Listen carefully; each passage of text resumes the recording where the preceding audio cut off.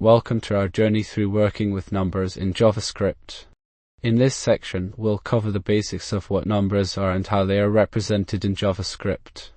Let's dive into the different types of numbers available in JavaScript. We'll explore what makes each type unique and how to use them. Now, let's learn about the basic arithmetic operations available in JavaScript. We'll cover addition, subtraction, multiplication, division, and modulus. JavaScript provides several methods for working with numbers. We'll explore these methods and how to use them effectively.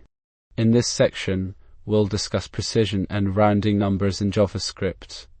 We'll cover how to round numbers up or down and how to handle decimal places.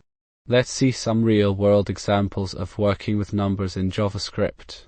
We'll cover scenarios where you might use arithmetic operations, number methods, and precision rounding. In this final section, we'll discuss common mistakes to avoid when working with numbers in JavaScript. We'll cover issues like precision loss and incorrect rounding.